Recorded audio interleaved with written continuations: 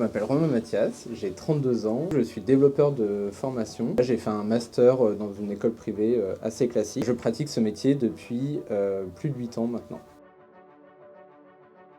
On a créé Exodev il y a 3 ans maintenant, avec Natacha et Xavier, qui sont mes associés. J'ai démarré en tant que développeur dans les entreprises traditionnelles. J'ai fait plusieurs entreprises, des grosses, des moyennes, des petites. Et puis j'ai monté les échelons au fur et à mesure, donc jusqu'à être responsable d'une cellule R&D de 10 personnes, donc recherche et développement. Et du coup, le Covid est arrivé. La fin de cette expérience en tant que salarié s'est pas très bien passée. Pendant le Covid, on a décidé avec Natacha et Xavier de fonder Exodev et de se spécialiser donc dans le développement web et logiciel sur mesure. Et donc globalement, ce qu'on dit, c'est qu'on fait tout ce qui est plus compliqué qu'un site internet. Ce qui veut dire qu'on accompagne donc nos clients de toute la phase de cadrage, idéation de leur projet jusqu'à la rédaction du cahier des charges. Ensuite, on fait forcément le développement du logiciel et à la fin, on fait toute la partie hébergement, maintenance aussi de la solution. Donc on a commencé à 3 personnes et maintenant on est 6 personnes. Alors souvent sur nos projets, donc il y a 2 développeurs principalement, donc un développeur front, un développeur back. Et ensuite en amont du projet et un petit peu tout au long du parcours, c'est plutôt moi et Natacha qui travaillons, donc moi plus sur la direction technique des projets et Natacha sur toute la compétence UX design, donc c'est vraiment tout ce qui est expérience utilisateur et du coup qui va s'assurer à chaque fois que l'utilisateur final va bien pouvoir utiliser ce qu'on développe. Aujourd'hui, donc concrètement, on travaille pour plusieurs entreprises dans plusieurs domaines d'activité. On n'a pas de spécialisation propre. Pour prendre 2 projets d'exemple, on travaille avec donc une entreprise de transport routier qui avait besoin en fait d'un logiciel pour organiser de manière collaborative avec ses employés la gestion des transports. Donc pour ses clients, donc c'est-à-dire le camion doit partir d'un point A, charger une marchandise, arriver à un point B, la livrer.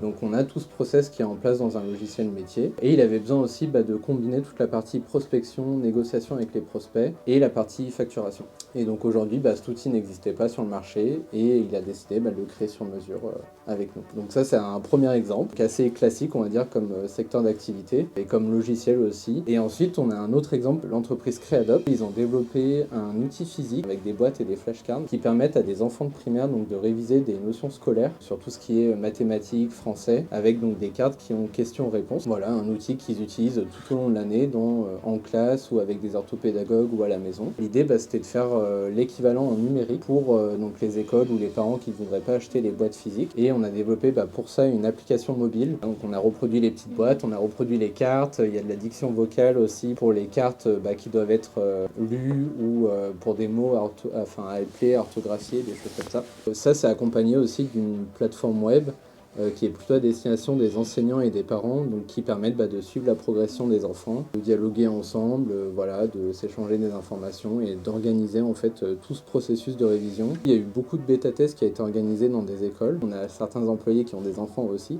qui ont pu mettre dans les mains des enfants les applications. Nous, on est forcément en soutien sur comment on implémente aussi ce contenu, toutes les contraintes qui sont liées à la gestion des données sensibles, donc des enfants, des parents, des enseignants, etc.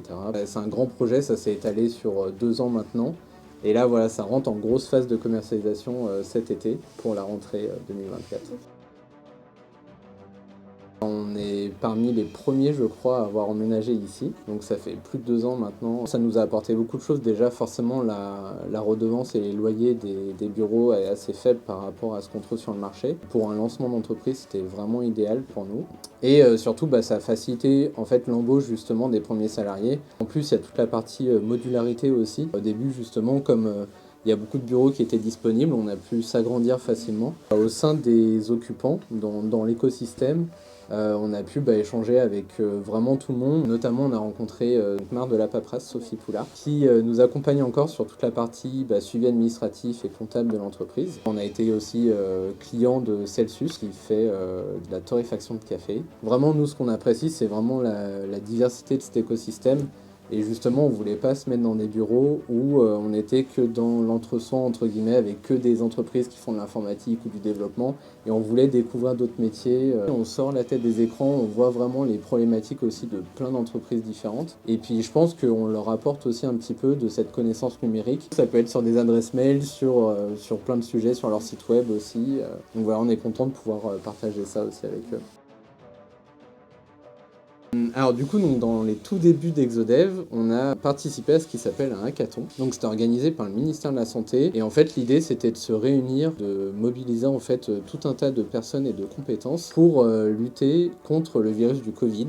Et voilà, donc pendant un week-end en fait on se réunissait tous virtuellement pour trouver des solutions innovantes et pour lutter contre le Covid. On était dans une espèce de jeu vidéo en 2D, donc dans un espace virtuel. Tout le monde se connectait, il y avait son petit avatar, donc un tout petit perso. Pour lancer ce hackathon, Olivier Véran, qui avait aussi son petit personnage et qui se déplaçait dans les salles virtuelles et qui s'est mis sur une petite estrade pour faire son discours d'ouverture du coup du hackathon. C'était assez marrant en fait d'avoir cette proximité virtuelle.